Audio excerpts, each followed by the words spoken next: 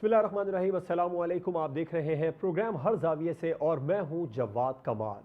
27 मार्च को अवामी जलसे से खिताब के दौरान वज़ीर आज़म पाकिस्तान इमरान खान ने जिस धमकी आमेज़ ख़त का जिक्र किया था, जिस धमकी आमेज़ ख़त को हाथ में लहरा कर आवाम को दिखाया था, उस ख़त के कुछ मंदरजात या कुछ पॉइंट्स वफाकी वज़रा की जानिब से आज सामने आए, जिनमें सबसे अहम बात तहरीक अदम एतमाद के मामले पर कहा वफाकी वज़ीर असद उमर ने कि उसका जिक्र है। उन्होंने कहा कि तहरीक अदम एतमाद नाकाम हुई तो ख़तरनाक नताइज होंगे अगर और इस उसके बाद में फिर वफाकी वज़ीर फवाद चौधरी ने भी ये कहा कि चीफ जस्टिस ऑफ पाकिस्तान को ये ख़त दिखाने के लिए तैयार हैं, कौमी सलामती का मसला है, इसीलिए इस ख़त को मुकम्मल तौर पर सामने नहीं लेकर आ सकते हैं। धमकी आमेज़ ख़त की तफसीलात सामने आने के बाद कौमी सलामती के अहम मामले पर क्या सियासत दुरुस्त है, इसके बाद हम आगे चलकर प्रोग्राम में बात करेंगे। और वज़ीर आज़म की जानिब से चौधरी परवेज़ इलाही को पंजाब की वजारत आला के लिए नामजद किया गया है और उसके बाद में उन्हें यह भी कहा गया है कि जो पार्टी इस वक्त मुनक़सिम है, आपकी भी हमारी भी, इन सबको इकट्ठे करें और पंजाब में जो है वो हुकूमत की पोजीशन को मजबूत करें। आसिफ जरदारी साहब ने आज प्रेस कॉन्फ्रेंस में कहा कि पंजाब का वज़ीर आला वो बनेगा जिसे हम चाहेंगे, जिसे अपोजिशन चाहेगी। तो क्या परवेज़ इलाही पंजाब के वज़ीर आला बन पाएंगे? और इसी महीने जो OIC कॉन्फ्रेंस हुई थी, वज़राए ख़ारजा कॉन्फ्रेंस, उसमें वज़ीर आज़म इमरान खान ने एक नए ब्लॉक की बात की थी, एक नए ब्लॉक की तजवीज़ की बात की थी। क्या ये वजह है जो इमरान खान मगरबी ताकतों को अब खटकने लगे हैं? अपने मेहमानों को आपसे तारुफ करवाऊंगा। हमें ज्वाइन किया सीनियर तज्ज़ियाकार शहजाद चौधरी साहब ने, सीनियर तज्ज़ियाकार सज्जाद मीर साहब भी प्रोग्राम में हमारे साथ मौजूद हैं, सीनियर तज्ज़ियाकार रज़ा रूमी साहब और सीनियर तज्ज़ियाकार मोना आलम साहबा प्रोग्राम में हमारे साथ मौजूद हैं। सज्जाद मीर साहब, धमकी आमेज़ ख़त की कुछ तफसीलात मंजर आम पर आ गई हैं, क्या इस कौमी सलामती के अहम मामले पर सियासत दुरुस्त है? मंजर आम पे जो आ रही है ये ऑथेंटिक नहीं है। अच्छा, और वजीर अगर कुछ बातें कर रहे हैं तो फिर उन्हें वजीर आजम ने क्यों नहीं की हैं? अगर ये इतने हसास सिक्योरिटी के मामला हैं तो बातों बातों में इसका इजहार करने का मतलब क्या है? और ये भी कहना कि ये तो नवाज शरीफ ने लिखवाया है, और ये अगर नवाज शरीफ इतने पावरफुल हैं कि वो किस तरह का खात किसी बड़ी ताकत से लिखवा सकते हैं, तो फिर तो मेरा ख्याल में हम सबको छुट्टी कर लेनी चाहिए। और दूसरी बात है कि आज शायद खाकान अब्बासी ने बड़ी उम्दा बात की है कि आज तक कभी पाकिस्तान की हुकूमत को ऐसा धमकी अमेज खत तहरीरी तौर पर नहीं लिखा गया। किसी हुकूमत ने कभी भी पूरे रिकॉर्ड में 70 72 75 साल का रिकॉर्ड है, इस तरह की चीज तहरीरी तौर पर नहीं भेजी।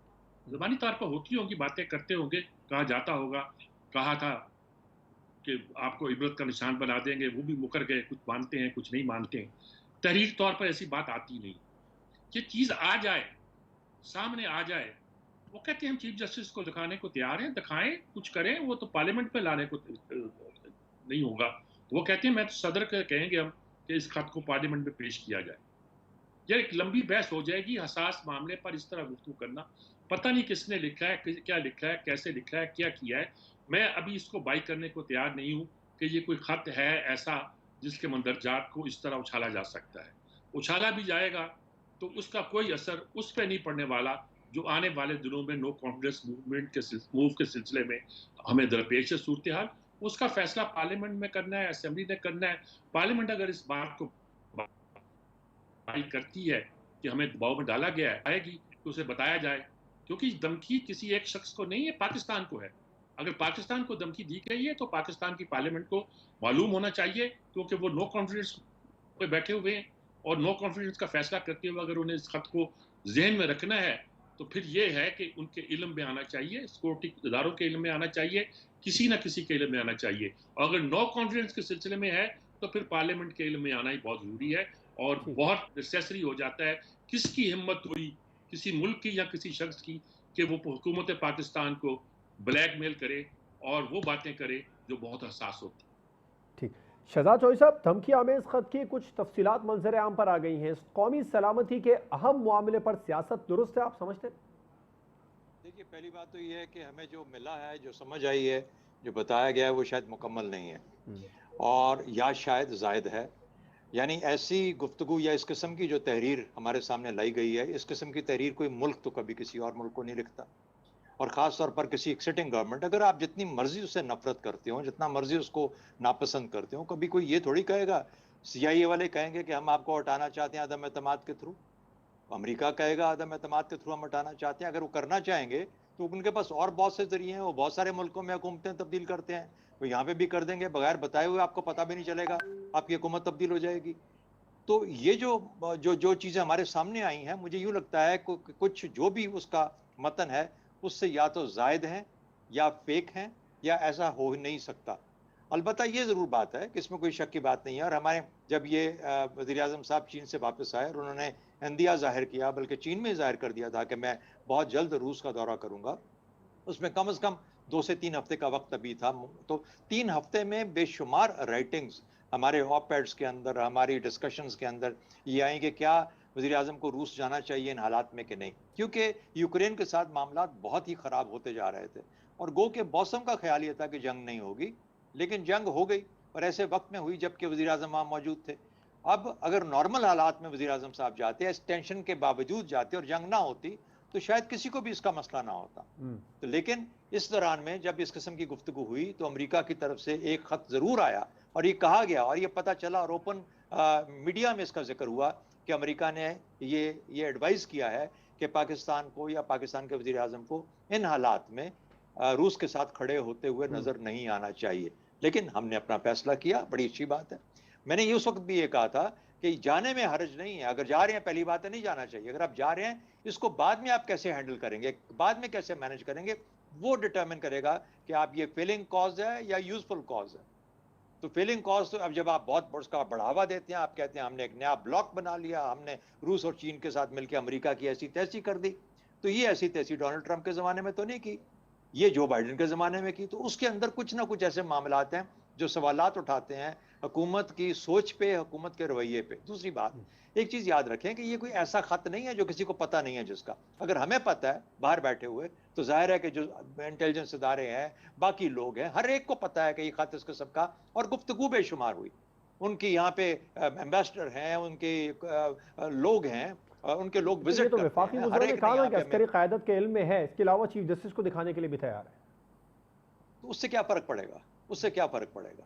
यानी हद की एक आप ये देखिए ना, हम चाहते हैं कि पीटीआई को कोई अल्लाह ताला कोई राह रास्त दिखाए और वो इस मुश्किल वक्त से निकले, लेकिन इसको एक वजह बना देना जस्ट बिकॉज जुल्फ़िकार अली भुट्टो ने खत लहराया था। और जुल्फ़िकार अली भुट्टो ने खत कब लहराया था, ये सोचने की बात है, जब पाकिस्तान एक न्यूक्लियर प्रोग्राम के ऊपर जा रहा था। इसलिए नहीं कि वो चीन के साथ मामला दुरुस्त कर रहे थे या चीन के साथ बड़ी दोस्ती हो गई थी और अमेरिका को छोड़ दिया, तो ऐसी बात नहीं थी। चीन के साथ मामला तो 1950 से 52 से हम ठीक करने की कोशिश कर रहे थे, ठीक हो गए थे। 1954 में पहला वज़ीर-ए-आज़म वहां पे गया था। तो इसलिए ये इसको छोड़ दीजिए, यानी ये चीन का और रूस का और ये ब्लॉक्स की सियासत का एक ढसकोला हमारे ऊपर चढ़ा के, ये बात ये नहीं है। It was not China nuclear programme. हाँ, इस पे आप कहिए जुल्फ़िकार अली भुट्टो की कुर्बानी, ज़ियाउल हक का तरीक़ाकार, उसके बाद हमारी गवर्नमेंट्स का तरीक़ाकार, जब तक कि हमने इसको मुकम्मल तौर पर आप न्यूक्लियर पावर बन नहीं गए। ये एक मुकम्मल तफसील है। देखिए, फॉरेन पॉलिसी एक कंटिन्यूम का नाम है, एक कंटिन्यूएशन होती है। ये नहीं होता 1950 का जो सफर था चीन के साथ, वो आज किसी तरह फ्रूट की शक्ल में हमारे सामने अवेलेबल है अगर हम उससे कुछ फायदा हासिल करना चाहते हैं। तो बराए मेहरबानी पॉपुलिस्ट तरीकों से, और खास अगर भारत से भी आपको खत आता है तो फिर भी आप बैठ के आपस में घर के अंदर बात करते हैं कि हमने इसको मैनेज कैसे करना है, जवाब क्या देना है, तरीके से होता है। ये नहीं होता कि आप खुली दुश्मनी शुरू कर देते हैं just because it is populist to do that. तो ये बहुत बड़ी गलती थी, इससे नहीं करना चाहिए। क्यों कर रहे हैं? डेस्परेशन है, या ये कि शायद इससे कुछ और सिंपैथी वोट मिलेगा? वोट तो वहां पे मिलना है ऐवान के अंदर, मैदान में तो नहीं मिलना। तो मेरा ख्याल है ये फर्क करने की भी इस हुकूमत को जरूरत है। तो ऑब्वियसली मैं आपके सवाल से एग्री करता हूँ, जो कि बिल्कुल ऐसी चीजें पब्लिक के डोमेन में नहीं आनी चाहिए जो इस काबिल नहीं, इस मुनासिब नहीं है कि उनके ऊपर पाकिस्तान की सिक्योरिटी का दारोमदार। रज़ा रोमी साहब, धमकी आमेज़ खत की जो अब तफसीलात सामने आ रही हैं, क्या कौमी सलामती के अहम मामले पर सियासत करना दुरुस्त है?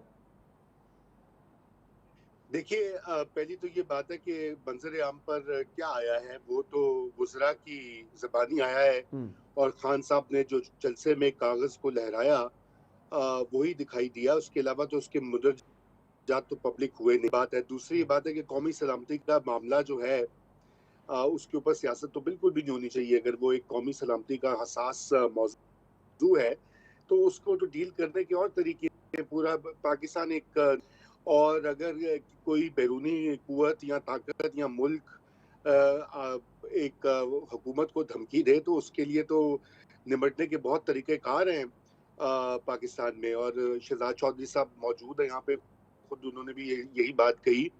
और वो रहे हैं आर्म फोर्सेस में भी रहे हैं, उनको पता है कि इस तरह की चीज़ों से कैसे निपटा जाता है। ये सिर्फ एक सियासी प्रोपेगेंडा का हथकंडा है और कुछ नहीं है, क्योंकि ऐवान जो है कौमी असम्बली का, उसमें अक्सरियत साबित करनी है, वो अभी पूरी नहीं हो रही और नंबर्स जो है वो दिन ब दिन हुकूमत के खिलाफ जा रहे हैं। इसलिए ये पूरा बयानिया जो ये घड़ा जा रहा है ताकि जो इमरान खान साहब के सपोर्टर्स हैं उनकी सिंपैथी को बरकरार रखा जाए। और कोई ये बात नहीं वो कर रहा है कि उन्होंने 3.5 साल 4 साल में जो कुछ किया, उनकी कारकर्दगी गवर्नेंस कैसी रही। अब पंजाब के वज़ीर आला को हटा दिया इतने सालों के बाद, जबकि उनकी पूरी पार्टी कहती रही कि ये मौजू इंतखाब नहीं है आपका। अब जब आन पड़ी है मुसीबत तो बुज़दार साहब की कुर्बानी दे दी गई। तो ये सारे मामलात जो हैं एक तरफ वो जा रही, ये अवाम को मिसलीड करने वाली बात, इंतहाई ख़तरनाक चीज़ है। कंस्पिरेसी थेरीज जो हैं, साज़िशी नज़रियात हमारे यहाँ बड़े मकबूल होते हैं, चाहे कैसे भी हों। और वो इसी चीज़ को जो है मद्देनज़र रख कर ये एक सियासी अप्रोच ले रहे हैं पीटीआई और इमरान खान साहब। और बदकिस्मती से बहुत से लोग उसको यकीनन मानेंगे भी सच, क्योंकि जैसे होता है हमारे यहाँ जब कोई इतना अहम शख्स ऐसी बात करे, लेकिन कोई ऐसा सबूत नहीं है। और जितने भी लोगों से मेरी बात हुई है उनके मुताबिक ये कोई ऐसा वैसा ख़त नहीं है जिसकी धमकी दी हो। और ये बहुत ही नामौजू और नामुनासिब बात है। जी मोना साहब, आप क्या समझती हैं, जो धमकी आमेज़ ख़त की तफसीलात या कुछ पॉइंट सामने आए हैं, कौमी सलामती के अहम मामले पर सियासत करना दुरुस्त है?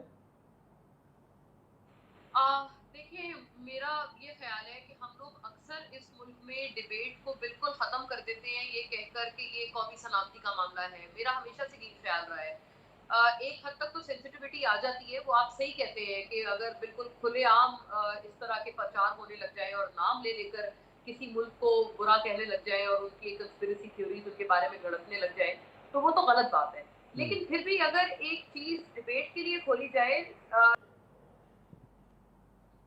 कहती हूँ कि जो डॉन लीक्स वगैरह का मामला हुआ था, उसके ऊपर बहुत अजीब बात है कि उसको वहीं पर दबा दिया गया था। उसके ऊपर भी बात करें और मतलब एक खबर को इस तरह से सप्रेस ना करें, मेरा तो ये ख्याल है। इस हवाले से देखिए, रूल आउट तो नहीं किया जा सकता। 2-3 चीजें मैं आपके सामने रखना चाहती हूँ। सीआईए की या अमेरिका की या मगरबी ताकतों की जो इंटरफेरेंस है, वो तो सिर्फ पाकिस्तान तो बहुत मेरा ख्याल है छोटा मुल्क है कंपैरेटिवली, तो दीगर ममालिक में बहुत बड़े-बड़े पैमानों पर नज़र आती रही हैं। बहुत सारी ऐसी चीज़ें, बहुत सारे ऐसे अवामिल होते रहे हैं। और अगर पाकिस्तान के लेवल पर भी हम बात करें, तो जो ख़ास तौर पर मुशर्रफ साहब के दौर में हुआ था और जो ख़ास तौर पे हमारी कुछ फ्रेंडली कंट्रीज़ की तरफ से जो बाद में जैसे साद हरीरी का भी एक एडमिशन आया था, तो इस तरह की चीज़ें हमने देखी हैं। हम इनको ये नहीं कह सकते कि ये होती ही नहीं है और इस पे बात ना करें और ये नेशनल सिक्योरिटी है। नेशनल सिक्योरिटी ज़रूर है, लेकिन मुल्की इदारे किस दिन काम आएँगे? मुल्की इदारों को इन तरह की चीज़ों को टेकअप करना चाहिए और इस पे जो एक बात है, डिबेट है, उसका रास्ता नहीं रोकना चाहिए। मेरा तो सिर्फ इतना ख्याल है।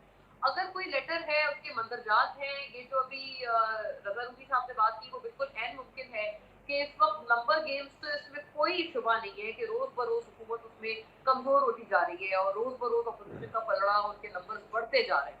तो ऐसे में हो सकता है कि वो एक लार्जर पब्लिक सिंपैथी के लिए वो ये बात कर रहे हो, लेकिन ऐसा भी तो हो सकता है कि ये वाक़तन कोई इस किस्म की चीज़, कोई इंटरफेरेंस हो, वाक़तन ऐसा कोई लेटर हो।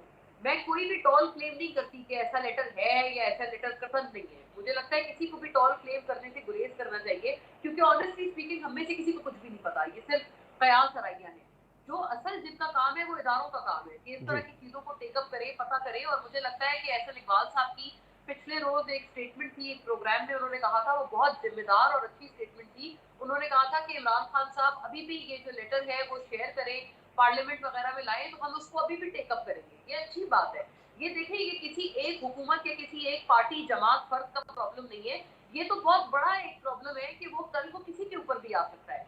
इवन नवाज शरीफ साहब भी, मैं याद करा के चलूं, जब वो डिस्क्वालीफाई हुए थे 2017 में, तो उस वक्त भी उनकी जमात से ये बातें की जाती थी कि क्योंकि उन्होंने सीपैक शुरू किया, क्योंकि उन्होंने मुल्क को न्यूक्लियर पावर बनाया, इसलिए उनके खिलाफ बैनुल-अक़वामी साजिश हुई। तो देखिए ये बातें रिपीट होती हैं, तो इनको मुझे लगता है सीरियसली लेना चाहिए, इनको बिल्कुल हमें ब्रश असाइड नहीं करना चाहिए। ठीक ठीक, आपका भी पॉइंट है। ब्रेक पर जाएंगे, ब्रेक के बाद हम बात करेंगे परवेज इलाही पंजाब के वजीर आला बन पाएंगे या नहीं। एक ब्रेक के बाद इस पर बात होगी।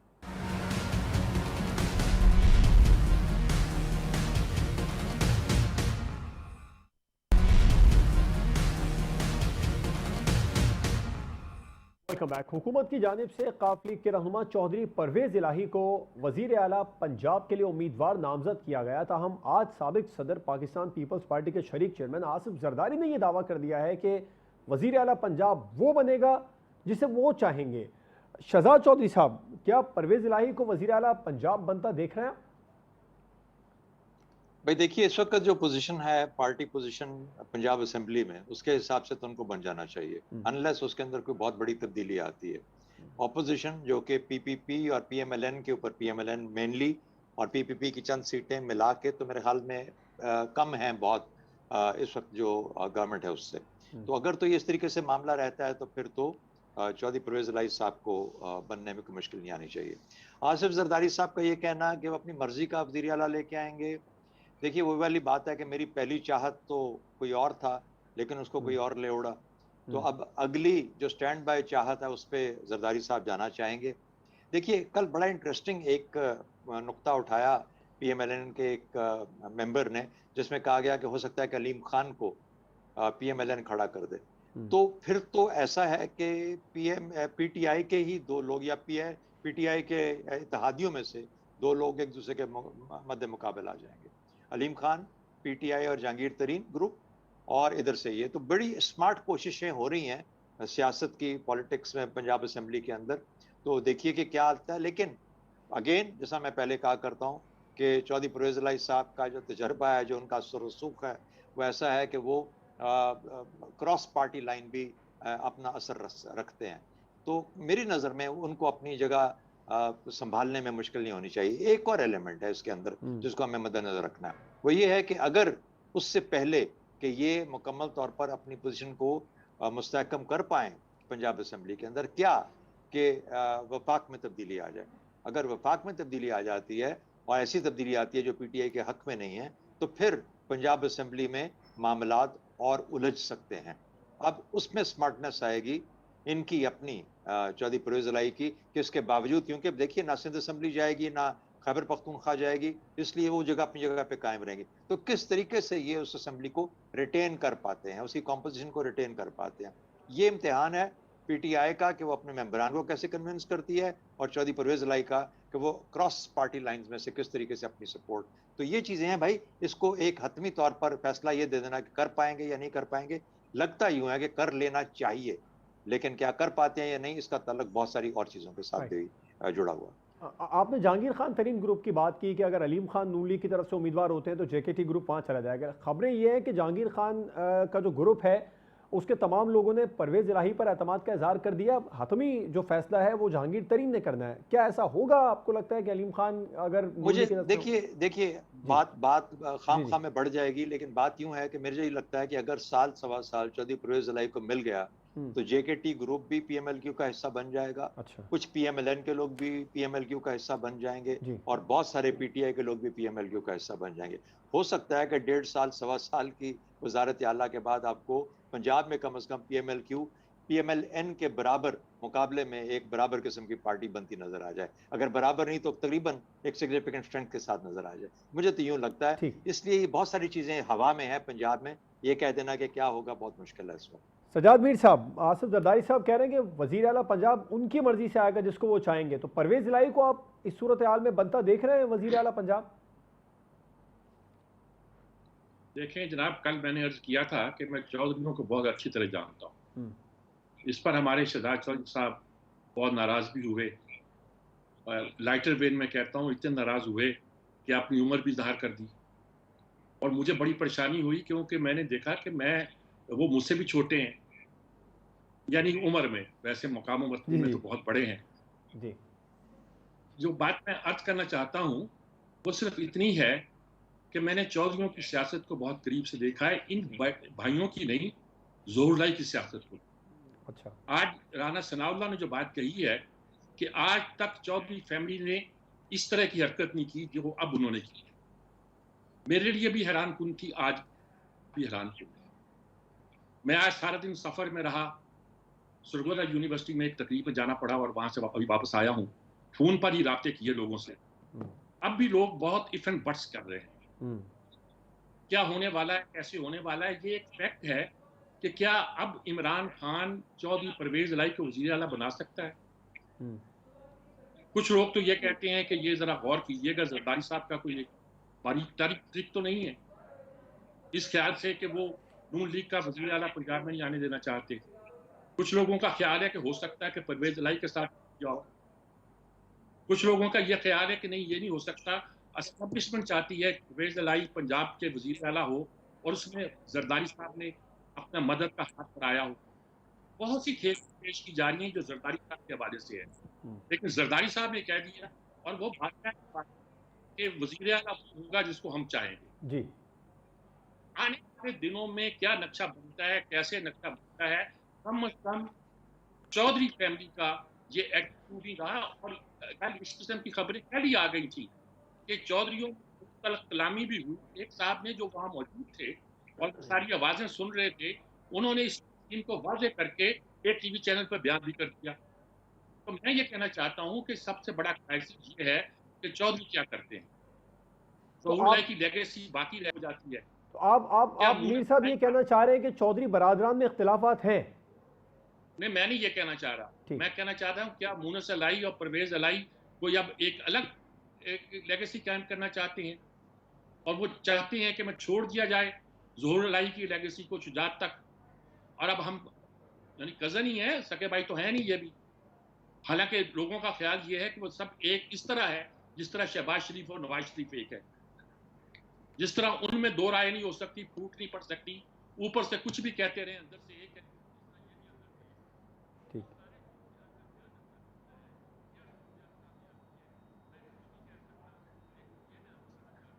ये हैरान कुन बात जरूर है और इसी हैरानी का इज़हार मैं आज भी कर रहा हूं, कल भी किया। मुख्तसर, ये वजीर आला पंजाब बनता देख रहे हैं परवेज इलाही साहब को इस तमाम तर सूरत हाल के बाद भी? मीर साहब, हेलो मीर साहब, आप मैंने अर्ज किया है कि जी वजीर आला इमरान उनको वजीर आला नहीं बना सकते। अच्छा, अगर किसी और वजह से वजीर आला बन जाते हैं तो उसकी कई वजह हो सकती हैं जिनको फिलहाल ना बयान करना ही अच्छा है। ठीक। रजा रोमी साहब, आपको लगता है आसिफ जरदारी साहब की आज की प्रेस कॉन्फ्रेंस के बाद परवेज इलाही साहब वजीर आला पंजाब बन जाएंगे आने वाले कुछ दिनों में? देखिए, आसिफ जरदारी साहब की प्रेस कॉन्फ्रेंस से कतई नजर बात होती है, आपको पंजाब असेंबली में नंबर्स जो हैं वो मैटर करेंगे, और जिस तरह से पंजाब असेंबली में और पीटीआई के अंदर धड़ेबंदियों का आगाज हुआ है और वो काफी संगीन भी हो चुका है मामला, तो उस इन मौजूदा हालात में बहुत मुश्किल लगता है कि परवेज इलाही साहब जो हैं वो अज खुद जो है वो इलेक्ट हो जाएंगे एज वजीर आला। और उसकी बुनियादी वजह यह है कि आप सबके इल्म में है कि जो पीटीआई की वहां पर अददी अक्सरियत थी जी, और उसके साथ 10 लोग काफ के थे, उससे उनकी मेजोरिटी बन जाती थी, वो पीटीआई की अक्सरियत में अब दरारें पड़ चुकी हैं। एक तरफ तो जहांगीर तरीन ग्रुप है, वो कहते हैं उनके पास 20 एमपीएज हैं, दावा कर चुके हैं। आपने मुख्तलिफ औकात के ऊपर वो देखे भी हैं उनको, दावतों पर और खानों पर और ये और वो। उसके अलावा एक अलीम खान की अज खुद एक पोजीशन है, एक हैसियत है, और अब तो उनको नून लीग की बैकिंग तो भी है। अपोजिशन की तरफ से भी खुशकुन नहीं है। रूबी साहब, अशरफ अंसारी साहब ने कल भी कहा कि 22 के करीब एमपीएज हैं हमारे साथ। जी देखिए, वो है, लेकिन पीटीआई की मैं आपसे अर्ज ये कर रहा हूँ कि अगर सेंटर में पीटीआई की गवर्नमेंट को इतना शदीद चैलेंज है कि वो पंजाब के लेवल के ऊपर एक डूबती नैया में सवार हो जाएंगे। देखिए, पंजाब के जो सियासतदान होते हैं उनका एक खास वतीरा है, एक खास खासा है, और वो ये है कि बदलती हवाओं का रुख देखकर वो अपने फैसले करते हैं, चाहे उन्होंने असेंबली के अंदर वोट डालना हो या इलेक्शन में लड़ना हो। ये पंजाब की तारीख है, आप देख लीजिए 70-75 साल से। और अगर उनको ये लगेगा कि पीटीआई सरवाइव कर रही है, इमरान खान साहब सरवाइव कर रहे हैं, तो हाँ, उस सूरत में वो बिल्कुल रहेंगे इसी धड़े के साथ। और नून लीग के कुछ लोग, या एक वो कहते हैं कि एक पीपीपी का एमपीए भी हैं, वो आ जाएंगे। लेकिन अभी तो ऐसे कोई आसार नहीं है। अभी तो जितनी ज्यादा आसार हैं वो यही हैं कि वफाकी सतह के ऊपर खान साहब की हुकूमत को शदीद खतरा है, तो एतबार से भी और वैसे भी दीगर जो मामलात होते हैं हमारे यहाँ जी मसला सारे फहरिस्त है। तो ये इन हालात में कौन से एमपीएज हैं कि जो परवेज इलाही का साथ वजह से देंगे? अगर वो फ्यूचर कैलकुलेशन का हिस्सा नहीं है नून लीग की, पंजाब में जब भी इलेक्शन होगा नून लीग, तो नून लीग सबसे आगे है पार्टी, और वो स्वीप करेगी अगर कोई इंटरफेरेंस ना हो, धांधली ना हो। इस सूरत में ये सबको पता है, सब एमपीएस को पता है, एमएनएस को पता है। और इसलिए मेरा नहीं ख्याल कि बगैर किसी, जैसे सजाद मीर साहब ने कहा कि गैर सियासी कुव्वतों बैसाखियों के बगैर परवेज इलाही साहब वज़ीर आला मुंतखब हो सकते हैं। हाँ, अगर ठीक वहां से आशीर्वाद हो तो फिर तो कोई भी हो सकता है। जवाद आप भी बन सकते हैं वज़ीर आला नहीं पंजाब, नहीं अगर अगर आपको जी सपोर्ट मिल जाए तो। ठीक। मोना साहिबा, आप परवेज इलाही साहब को वज़ीर आला पंजाब बनता देख रही? देखिए, मैं अग्री करूंगी इस बात से कि इस वक्त पीटीआई के पास और बड़ी प्रॉब्लम्स हैं जो कि उन्होंने डील करनी है। अब मुझे लगता है ये उनके लिए रिलेटिवली छोटा मसला है। और इसी को अगर मैं जोड़ूं इस बात से कि बनेंगे परवेज इलाही साहब वज़ीर आला या नहीं, तो मुझे लगता है कि मुश्किल हो सकता है। उसका रीजन मैं बताऊं आपको। ये बात सही है कि ये एक वाहिद शर्त है जिसकी वजह से काफ लीग ने आखिरकार फैसला किया हुकूमत के साथ जाने का, जब उनकी ये शर्त मानी गई। लेकिन बात यह है कि अभी अगर काफ लीग को मिलाकर भी आप हुकूमत के साथ देखें तो आप, जहां तक मेरा काउंट है, आई थिंक 169 से 170 तक तो हो चुके हैं ऑपोजिशन के जी पास, जो अभी तक उनके पास मेहमान आ रहे हैं, जिसमें हम लोग जो उनके नाराज अरकान है पीटीआई के वो तो काउंट ही नहीं कर रहे हैं, क्योंकि उनके ऊपर एक सदारती रेफरेंस चल रहा है। उसका फैसला फिर जो होगा वो देखा जाएगा। लेकिन बात यह है कि एमक्यूएम को मनाने की कोशिश हो रही है, एमक्यूएम से दोनों की मुलाकातें हो रही हैं, हुकूमत और अपोजिशन। अगर काफ लीग का वजीर आला, एक मैं मिसाल दे रही हूँ, बना देते हैं इमरान खान साहब और तमाम तर पीटीआई मिलकर का परवेज इलाही को चीफ मिनिस्टर बना दे, इस उम्मीद में या इस आसरे पे कि उनको काफ लीग वफाक में सपोर्ट करेगी, और काफ लीग के सपोर्ट के बावजूद हुकूमत को साफ साफ नजर आ रहा हो कि उसके बावजूद वो नो ट्रस्ट वोट हार जाएंगे, तो फिर तो मुझे बताएं वो क्यों बनाएंगे उसको? फिर तो ऑब्वियसली उनको, अगर मतलब उससे काफी के साथ, तो मुझे लगता है उनका जो सपोर्ट है वो भी फिर उनके लिए मैटर नहीं करेगा। अगर एमक्यूएम का भी फैसला आ जाता है, या अगर कोई मजीद लोग हम ऐसे देखते हैं कि शामिल हो जाते हैं, अभी तक मेरा ख्याल है सिर्फ एमक्यूएम ही बची है, दूसरे तो जितने आजाद इत्तेहादी थे वो तो सारे चले गए हैं ऑपोजिशन के पास, सिर्फ एमक्यूएम बची है। अगर एमक्यूएम का फैसला आ जाता है तो फिर काफी की सपोर्ट का करना क्या है हुकूमत ने? फिर तो उनकी सपोर्ट होने के बावजूद भी आप देखें उनके लिए सियासी तौर पर कितना बड़ा लॉस होगा कि उन्होंने काफ लीग की शर्त मानते हुए उनका वजीर आला बना भी दिया पंजाब में, और काफ लीग का जो सपोर्ट मिला उससे वो वफाक में अपनी हुकूमत या अपने प्राइम मिनिस्टर को नहीं बचा पाए। तो इस तरह से अगर इस ठीक। मामले को देखें, मुझे लगता है मुश्किल है। अभी मुश्किल। अगर ठीक एमक्यूएम फैसला कर देती है कि हम साथ देंगे हुकूमत का, तब तो मैं यकीन से कहती हूँ श्योर शॉट बगैर आंखें बंद करे, ये एक बहुत छोटी कीमत है जो कि पीटीआई को चुकानी राइट। पड़ेगी अपनी वफाक में हुकूमत। लेकिन अगर वो ना में फैसला करते हैं तो मुझे लगता है ये जो पंजाब में मामला चल रहा है उसके ऊपर भी परवेज इलाही का वजीर आला बनना मुश्किल है। बिल्कुल आपका ही पॉइंट है। शहजाद साहब, आप कुछ कहना चाह रहे हैं? जी सर। नहीं, मैं वो सजाद मीर साहब ने चूंकि मेरा नाम ले लिया, मैंने तो जी उनका नाम नहीं लिया था वो, लेकिन लगता है भाईजान सजाद मीर बहुत बुरा मना गए। तो वो असल में असल में अर्ज ये है कि भाईजान सजाद मीर हम हैं गांव के रहने वाले लोग, और हम शहरों वाली जो वो होती है सोफिस्टिकेशन और फिनांस वो तो नहीं रखते, तो हमारे दिल में जो बात आती है हम वो गांव वाले लोग कर दिया करते हैं। तो ये चौधरी बेचारे भी आसपास इधर उधर हमारे घूमते रहते हैं, क्योंकि हमारा तहसील और जिला एक ही है, हमारे गांव करीब करीब हैं, तो हमारा कोई ना कोई तल्लक इनके साथ रहता ही है थोड़ा बहुत। तो आप बुरा ना मानिए, सिर्फ और सिर्फ आपके बल्कि आपके तज्जियात से मैं बहुत ज्यादा मुस्तफीद होता हूँ, और आप बराए मेहरबानी तारीख के जो है ना रेफरेंसेस वो जरूर लाते रहिए कि लाते रहा कीजिए, क्योंकि उससे मेरी भी याददाश्त जरा बेहतर हो जाती है और सुनने वाले भी रिलेट कर पाते हैं कि आज से 50-60 साल पहले क्या हुआ था और फिर आज की दुनिया में और आज के वक्त में उसको कैसे देखा जा सकता है। तो बिल्कुल मेरा ऐसा कोई मतलब नहीं है, आप मेरे भाई हैं बड़े। अब आज आपने जिक्र कर दिया, मुझे लगता है कि जरूर कुछ 7-8 साल बड़े होंगे, तो मैं बिल्कुल आपको सलाम करता हूँ और आपकी अपने भाईजान का आपको जगह देता हूँ। और जी इस मीर बार साहब, मैंने जोर दिया था कि ये बात मैं लाइटर वे में कह रहा हूँ, एंजॉय करने के लिए, हाँ, बस एंजॉय कीजिए और बस इतनी सी बात है इसमें। ठीक, चले ठीक है, बिल्कुल ठीक है। लाइटर मूड में ही अभी हमें ब्रेक पर भी जाना है और ब्रेक के बाद हम बात करेंगे नए ब्लॉक की तजवीज़ जो इमरान खान साहब ने ओआईसी के इजलास में दी थी, क्या ये वजह है जो वो मगरबी ताकतों को खटकने लगे हैं? ब्रेक के बाद इस पर बात होगी।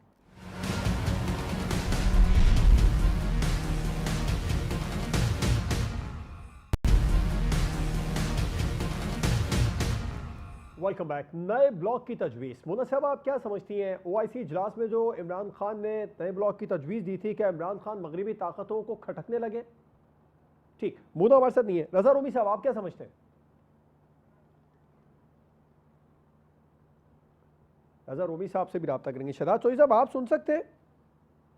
जी मुझे आवाज आ रही है जी। आपको भी लगता है नए ब्लॉक की जो तजवीज़ इमरान खान साहब ने दी थी ये वजह है जो वो मगरबी ताकतों को खटक रहे हैं?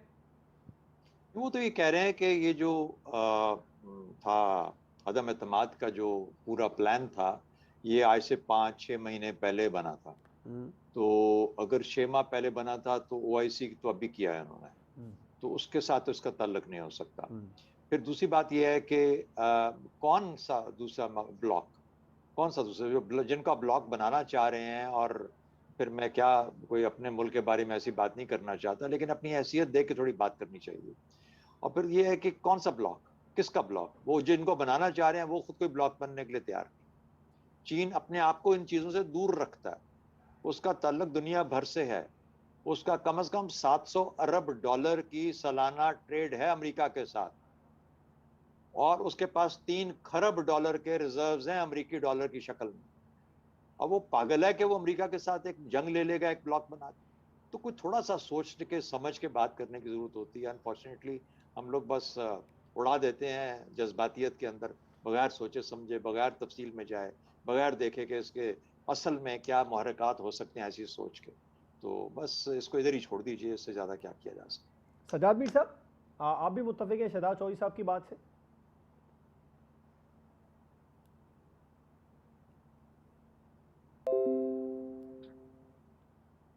ये 100% मुतफिक हूँ। देखिए ये हमारे इमरान खान साहब जो हैं बिना सोचे समझे बात कर जाते, बिना सोच समझे जब बात करने का है कि उन्होंने कहा मलेशिया और तुर्की से मिलकर मैं नया ब्लॉक बना रहा हूँ, सऊदी अरब और पता नहीं किस किस को नाराज कर दिया बगैर किसी वजह के, और फिर जब वहां मीटिंग हुई तो गए नहीं।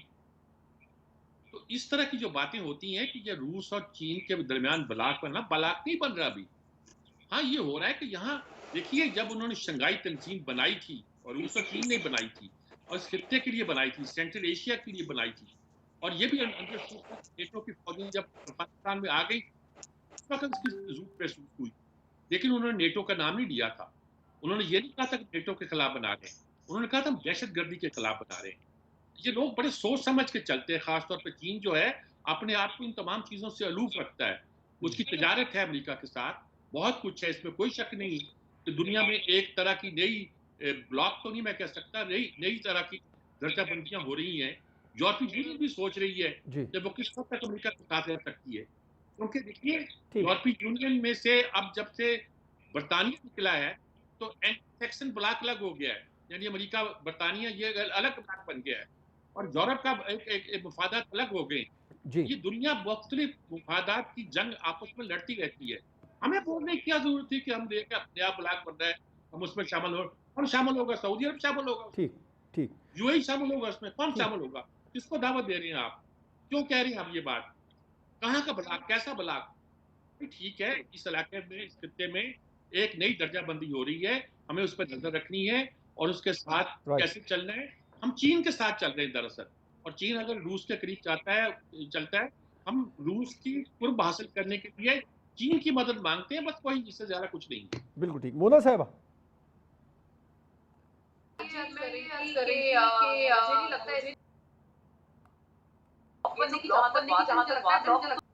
नया क्या बल्कि उस ब्लॉक में दीगर ममालिक को शामिल होना चाहिए। मलेशिया में जो है समझ से बालातर है। बल्कि मुझे अच्छा लगा था, आपने देखा होगा इस दफा ओआईसी कॉन्फ्रेंस पे जो हुकूमत की तरफ से एक नगमा आया था, उसमें उन्होंने टर्की के भी शॉट्स डाले थे, उनके भी विजुअल्स डाले थे और मलेशिया के भी विजुअल्स डाले थे। तो ये अच्छी बात है, ये खत्म होनी चाहिए। आपको याद होगा केएल समिट में जब पाकिस्तान ने कमिट किया था जाने को, 2019 की गालिबन बात है, उस वक्त इतना प्रॉब्लम इस बात पे हुआ था और हमारे ये जो दीगर दोस्त हैं वो नाराज हो गए थे। तो ब्लॉक तो होने ही नहीं चाहिए, ब्लॉक है इसी वजह से तो ओआईसी आज ओआईसी है, कुछ भी नहीं करता। मुस्लिम उम्मा को सिर्फ और सिर्फ मसाइल दरपेश हैं, एक मसला है इस फोरम ने हल नहीं किया है। इनकी आपस में कोई तिजारत नहीं है, ये मगरबी दुनिया से तिजारत करते हैं। जो गरीब ममालिक है मुसलमान, उनको कोई इनमें से नहीं पूछता, उनके साथ कोई तिजारत नहीं करता है। इन्होंने अपने अलायंस मगरब के साथ बनाए हुए। अगर घड़े ना होते इसके अंदर तो यकीनन इसका ये हाल ना होता। और इसमें कोई शक नहीं है कि ब्लॉक, देखें मैं ये नहीं कहती कि एक नया ब्लॉक बनना चाहिए, जो शाह महमूद ने गालिबन बात की थी वो गलत बात थी कि वो कहते हैं कि हम एक नई ओआईसी बनाएंगे। नो, उन्हीं लोगों की मेंबरान, उन्हीं लोगों के साथ दीगर भी मेंबरान को शामिल करें और ओआईसी में तमाम मुस्लिम जो उम्मा है उसकी शमूलियत हो, तमाम की नुमाइंदगी हो। ये जो फिरका वाराना चीजें हैं ये खत्म हो, तभी ओआईसी कोई इफेक्टिव होगी, वरना तो ओआईसी इफेक्टिव नहीं होगी। तो मुझे लगता है नया ब्लॉक तो नहीं बनाना चाहिए, ये एक एक्सट्रीम मेजर है, लेकिन मौजूदा ब्लॉक में दीगर पार्टनर्स को जरूर शामिल करना चाहिए। राइट, रजा साहब आप भी मुत्तफिक हैं कि जो नए ब्लॉक की तजवीज़ दी थी इमरान खान साहब ने, ये वजह है वो मगरबी ताकतों को खटक रहे? प्लीज, इतनी ज्यादा साजिशी थ्योरी सुन सुन कर मेरा तो सर चकरा है। कहीं से कोई ब्लॉक बन, एक तजवीज थी तुर्की अपनी चाहता है, अर्दोआन साहब चाहते हैं कि वो उम्मत मुस्लिमा के लीडर और उनका मुकाबला सख्त है साउथ। और जब हमने खान साहब ने नाअकीबत अंदेशी में वो उसका इजहार किया जाने में, तो सऊदी बड़ा सख्त रिएक्शन आया, बिल्कुल बैक ट्रैक कर गया। अब क्या सऊदी अरेबिया मगरबी मुल्क है? क्या यूएई मगरबी मुल्क है? कतर मगरबी मुल्क है? कतर नहीं, वो तो हमारे बड़े पुराने दरीना दोस्त हैं और वो हैं जो हमारी हर वक्त मदद करते हैं, फाइनेंशियल मदद। तो ये कमाल की बातें हैं, ये बिल्कुल जिसे कहना चाहिए और किस्म की बहाने हैं तवज्जो हटाने के लिए घड़े जा रहे हैं। बात करें ना मईशत की, लोग महंगाई की, आवाम के साथ जो हुआ, पार्लियामेंट पे जो ताला लगा हुआ है, सहाफियों के साथ जो कुछ हुआ इस गवर्नमेंट में, उस भी आधा वक्त हमने साजिशी नजरियात के ऊपर जो है सर्फ कर दिया है और कोई ऐसी बात नहीं की कि खान साहब के दौरे हुकूमत में हुआ क्या है, पंच हुई है, करप्शन के बाजार गर्म हुए हैं और जिस तरह से आटा, चीनी, खाद स्कैंडल जिसने आम आदमी दिए, उसके ऊपर बहस क्यों नहीं हो रही? मैं तो आपसे भी ये सवाल करता हूँ और बिलअमूम मीडिया से सवाल करता हूँ, अब बिहाफ पे बात करें तो फिर हमें बिल्कुल उनके इंटरेस्ट के ऊपर बात करनी चाहिए। जी बिल्कुल ठीक। रज़ा रोमी साहब आपका भी पॉइंट है। रज़ा रोमी साहब, शहजाद चौधरी साहब, सज्जाद मीर साहब, मोना आलम साहब प्रोग्राम में हमारे साथ मौजूद थे। आप तमाम मेहमानों ने प्रोग्राम में शमूलियत की, आपका बहुत शुक्रिया। आपसे मुलाकात होगी इंशाल्लाह कल। इजाज़त दीजिए, अल्लाह हाफ़िज़।